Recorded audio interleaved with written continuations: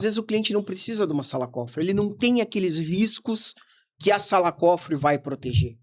Para que investir tão pesado nesse processo?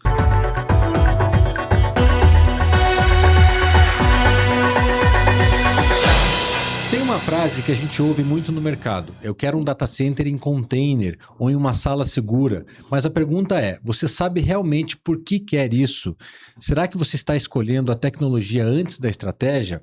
Maciel, Rafael e Fabrício vão nos ajudar a abrir a caixa de ferramentas para entender qual modelo construtivo de data center realmente serve para o seu negócio.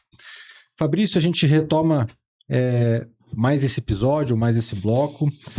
E antes mesmo da gente falar de tecnologia pura, como é que você escolhe um tipo de data center, um data center ideal para cada empresa? Existe um ponto de partida?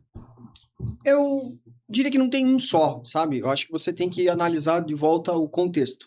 Entender que cada uma dessas opções são soluções interessantes, mas que se encaixam em determinados pré-requisitos. Então, vou citar aqui um exemplo, né? Por que um data center modular do tipo container? Então, se o cliente está lá num local, ele não tem espaço físico para isso, ou eventualmente ele tem, o que já aconteceu aqui com a Zeitec, por exemplo, o cliente construiu e tinha necessidade de, em pouco tempo, movimentar o data center dele. Essa é uma estratégia muito interessante, né? Então, a análise física é um ponto, o valor a ser investido é outro ponto que precisa ser levado em consideração. A capacidade ou a probabilidade de expansão do ambiente. Qual é a previsão de crescimento futuro? É mais um item que a gente leva em consideração. Então, é uma análise complexa, mas extremamente interessante e importantíssima para que você possa escolher essa solução baseada em critérios técnicos, novamente, né? E não apenas na moda, naquilo que é mais bonito, mais interessante. Não é um fator só, são vários. Custo, disponibilidade local, risco para a operação, o data center é único, é um data center secundário, qual é o impacto que ele tem sobre a operação? Se o data center parar, a operação inteira para. Então, são todos entender a necessidade e desenvolver a melhor solução, o melhor produto aí para o cliente. Entrando nos modelos, data centers modulares ou em container, alguns exemplos de quando é que esses modelos se aplicam. Acho que todo mundo pode comentar um pouco sobre esses modelos. Sim, acho que eu posso falar sobre esse tema aí. Marcelo, vai lá. A definição aí sobre construir uma sala segura ou fazer em alvenaria, além dos requisitos técnicos, eu entendo que ele cai muito sobre o espaço físico do cliente. Muitas questões, às vezes o cliente tem uma área lá que é nobre, por exemplo, o centro de uma cidade, onde até para ele colocar um data center container, que seria uma construção extremamente rápida, ele não consegue disponibilizar uma vaga, um espaço dessa maneira. Então, nesse caso, usar uma sala em alvenaria seria o melhor caso. Além do que, né? Na sala em alvenaria, ela cobre todos os quesitos da norma, atende tudo que é preciso com relação à segurança, à resistência a fogo e todos os demais requisitos. Então, essa definição, no meu ver, vai além das questões técnicas. Ele pega um pouco mais sobre o espaço físico, sobre o quanto é rico aquele ambiente para o cliente naquele momento, né? Acho que a velocidade também de instalação, tem outros pontos que podem ser incluídos nessa discussão, né? Claro, com certeza. O cliente quer uma demanda rápida para implementar uma solução que ele dependa daquilo para daqui 30, 40 dias, a solução do container, ela é uma solução bem mais viável porque o produto já chega plug and play praticamente, né? Ele já vem comissionado de fábrica, então ele é só chegar no local, uma adequação civil muito simples, você já consegue botar o data center para funcionar. Em contrapartida, uma solução em alvenaria, ou seja, sala segura ou sala cofre, você tem que implementar isso em loco, que daí demanda mais tempo. Então, o tempo, sim, é um dos fatores aí que a gente tem que analisar na hora de propor para os nossos clientes a melhor solução. Principais diferenças entre um modelo e outro modelo. Qual que é mais seguro, qual que é menos seguro? A gente já descobriu que o container, por exemplo, é mais rápido, né? Nessa aplicação que o senhor citou. No caso da alvenaria, qual que é a principal característica em comparação com a do container? Isso vai muito do que o Maciel comentou, né? Em termos de segurança, hoje a gente tem basicamente aí três requisitos que a gente pega numa construção do data center. O primeiro é o grau de proteção contra a água, que a gente fala que é o IP, né? Então, você construir uma sala de alvenaria, você pode ter alguns problemas de gotejamento, então você não teria que fazer uma proteção mais robusta, que com uma sala segura, uma sala cofre, a gente corta isso com um grau de proteção IP67 das nossas salas. Você tem o grau de arrombamento, que é a intrusão, o quanto tempo que um ladrão ou alguma pessoa que quer fazer alguma coisa errada no ambiente físico, ele demora para chegar dentro da sala. Então, hoje você tem numa alvenaria, dá uma marretada ali na sala, o cara consegue acessar já de pronto num data center. Em contrapartida, numa sala cofre, numa sala segura, você tem um grau de proteção muito maior. Então, ele demora muito mais tempo para acessar o sistema. Então, daí já com nossos controles de segurança externos, a gente consegue pegar isso. E a outra questão seria a proteção contra fogo. Então, hoje, como um ambiente, um data center, os dados internos ali são praticamente o coração da empresa, então você tem uma sala com uma proteção contra fogo, aí a gente tem proteções consegue proteger 60 minutos, 70 minutos, conseguimos até 180 minutos de proteção. Então, o prédio pode pegar fogo, que aqueles dados armazenados internos, eles não são atingidos. Então, a sala cofre e a sala segura, nesse quesito, a gente consegue, colocando a sala, uma proteção maior. Com teste externo, né, Rafael? Importante destacar que essa questão do teste numa sala segura, ela tem uma unidade certificadora que garante isso, né? Não que o processo numa sala de alvenaria, ele não atenda os pré-requisitos da 10636, que é o que estabelece com relação ao nível de proteção. Então, o que o Rafael comenta é que quando você compra uma sala segura pronta, né, que ela vem dessa maneira, ela vem certificada por uma unidade. E quando você constrói, você é aderente, você segue a norma para construir. Esse ponto que gera confusão técnica. A sala cofre NBR 15247 e a sala segura NBR 10636, que você citou agora. Quando que cada uma é realmente necessária? Não dá para errar na escolha? Isso vai diretamente aí com questão de valores, né? Então, a grande diferença entre as duas unidades é que uma é certificado os painéis e outra é certificado um protótipo, né? Com medidas dessa maneira. Uhum. Então, as duas atendem às questões normativas, né? Cada um dentro da sua norma, e a diferença delas, basicamente, é como é testado o protótipo. Essa é, basicamente, a diferença entre elas, né? Só complementando aqui, né? Eu costumo dizer assim, não tem almoço de graça, né? Nem tudo são flores. Então, se o cliente quer ou necessita de maior grau de proteção, o investimento é maior. E, assim, eu sei que é polêmico esse assunto, mas eu vou dar a minha opinião. Eu acho que nós estamos aqui, né, entre colegas e falando com uma audiência bem seleta. Para mim, eu acho que se a gente falar só em segurança, um produto sala cofre é o que me traria maior segurança. Sim. Qual a diferença, né? Como o Marcel comentou ali. Então, num data center de alvenaria, eu estou construindo com tijolo, areia, cimento, é uma construção convencional, ok? Normal. Numa sala segura e sala cofre, a principal diferença é como é que eu certifico, como é que eu testo esse produto. A sala segura ela é certificada por uma norma, 10636, que testa as paredes e etc. Já a sala cofre, 15247, ela testa um protótipo do produto. Esse teste é feito com relação à penetração de sólidos, líquidos, presença de incêndio. Então, é o produto que, na minha concepção, se alguém me perguntar, eu diria, olha, o que traz mais segurança, pelo menos comprovadamente em termos de certificação, seria uma sala cofre. É tecnicamente superior. Eu diria que ele é tecnicamente superior no quesito de segurança, tá? Já é um produto testado, já é um produto que Sim. os testes são extremamente rigorosos, testa-se todo o conjunto, não só elementos separados. Mas a grande questão é a seguinte, todo mundo precisa de uma sala cofre? Eu diria que se você tiver dinheiro, e o dinheiro não for um recurso finito, à vontade, siga. Sim. Mas quando que isso acontece? Se alguém tiver essa situação, passa aí o contato que a gente quer negociar, mas não é a realidade, né, gente? Você tem que, de novo, fazer uma análise de risco, um cenário do cliente e, às vezes, e sempre, melhor dizendo, né, ofertar a solução ideal para o cliente. Exato. Às vezes o cliente não precisa de uma sala cofre, ele não tem aqueles riscos que a sala cofre vai proteger.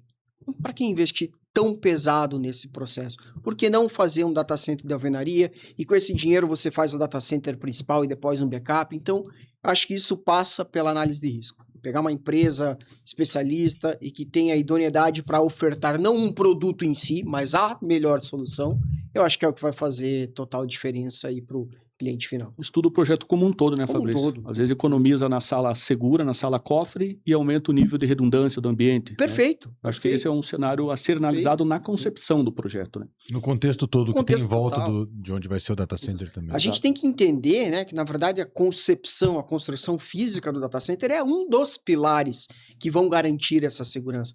Mas como o Marcel estava comentando ali, adianta você construir um data center com sala cofre, etc, e daí não tem um gerador de energia porque faltou dinheiro. Eu tenho só um no-break ali. Acaba a concessionária, acaba a bateria, o data center inteiro desliga. Então, tem que analisar todo o contexto para você conseguir realmente ofertar a solução adequada para o cliente. E falando em inovação, smart racks, os micro data centers são uma tendência real que veio para ficar? Ou é uma solução de nicho para casos muito específicos? É para todo mundo ou é para casos específicos? Bom, vocês querem responder? Podemos, todos Vamos lá. podem falar Então eu vou aqui. começar aqui, aí meus colegas aí completam aí a resposta. Para mim é mais uma solução muito interessante, tem o seu apelo no sentido dos benefícios que ela traz, mas ela não vai ser aplicada para tudo. Vou pegar, por exemplo, situações reais aqui, né? Soluções smart hacks, hacks inteligentes. O que são esses hacks? São hacks que já têm o seu sistema de refrigeração integrado, sistema de combate a incêndio integrado, câmeras, controles de acesso, são micro data centers. É um excelente produto para todo mundo? Não, porque ele tem suas limitações técnicas. Então ele é aquele produto ideal para o cliente que tem uma baixa concentração de carga, que necessita ter a operação bem próximo dele ali para ter o que a gente chama de latência pequena, mas é um produto que eu vou jogar num data center de 100 kW? Não, ele não vai atender. Né? Então, por aí vai. De novo, é um produto que é muito bom para determinadas aplicações e nós temos cases instalados aqui no Brasil. Por exemplo, a gente tem um cliente que resolveu instalar, ele fez um projeto e colocando um rack inteligente dessa em cada capital do Brasil. Você tem que atender de norte a sul. Qual foi o grande ganho? Ele conseguiu hoje integrar todas as salas técnicas, todo o projeto dele, num NOC, num centro de controle. Então ele enxerga desde Rio Branco a Curitiba. Ele sabe se alguém abriu a porta do data center dele, se acessou o equipamento, tem imagens gravadas, mas é um nicho, é um produto específico para uma sala pequena, né? Aí a gente tem outras soluções, por exemplo, né? A gente está falando, eu estou falando mais dos smart hacks, hacks inteligentes. Aí tem soluções modulares, né? Que podem crescer, podem ter um aspecto maior, potências maiores, também tem os seus benefícios. São produtos testados em fábrica, certificados, né? Todo o processo integrado. Mas que, de volta, a gente tem que sentar, conversar com o cliente e entender se ele tem esses pré-requisitos para partir para essa solução ou não. Eu acho que o que fica de lição aí é que a Zeitec tem desde esse data center de um rack, né, até a solução ali mais complexa e completa com 100, 200 racks, né? Então, nós temos ali equipes qualificadas, né, para a gente entender a demanda do cliente e propor a melhor solução para ele, né? Então, seja com um rack smart ou seja com 100 racks numa solução, numa sala cofre, por exemplo. Ter esse container mais ágil até a alvenaria, como é que funciona esse processo para entender qual dessas ferramentas é a certa para o cliente? Como é que vocês filtram se ele precisa de algo modular, uma sala cofre robusta, solução específica para cada cliente? Hoje, basicamente, a gente tem algumas perguntas, né, que nós fazemos para o cliente, né? Dessas perguntas a gente entende a demanda, a necessidade dele. E também analisamos o local de onde vai ser instalado. Então, a gente faz um conglomerado, não sei se é a palavra correta, mas de todos os... A parte, a gente vê as adequações civis que tem que ser feitas ou não, né? Daí a gente pode partir para uma solução container, uma solução alvenaria. Então, se ele tem um espaço, se ele não tem um espaço, se o espaço é vazio. Vemos também questão de entrada de energia, tensão de entrada, porque às vezes ele quer um data center lá com 300 kW, ele não tem aí entrada de energia para isso, né? Sim. Ou ele acha que quer um data center de 300 kW, mas ele não precisa de um data center de 300 kW, né? Então, a gente, com algumas perguntas que nós fazemos, a gente tenta entender a necessidade do cliente e propõe a melhor solução, né? Então, aí cai nesse hall gigantesco aí de soluções aí que o data center que a gente consegue complementar. Pegando esse gancho do overdesign, né? O cliente também corre o risco de gastar muito e não ter essa necessidade. É importante fazer uma análise para impedir que o cliente gaste mais do que precisa. Com certeza, com certeza. Tanto pode acontecer o subdimensionamento como o superdimensionamento. Os dois pontos são pontos de atenção e que a médio e longo prazo eles trazem prejuízo. O que a gente vê hoje, né, com o advento da IA, é que os data centers mais antigos e Que eu falo de antigo, eu tô falando de 4, 5 anos. São data centers que já estão se tornando obsoletos para algumas aplicações.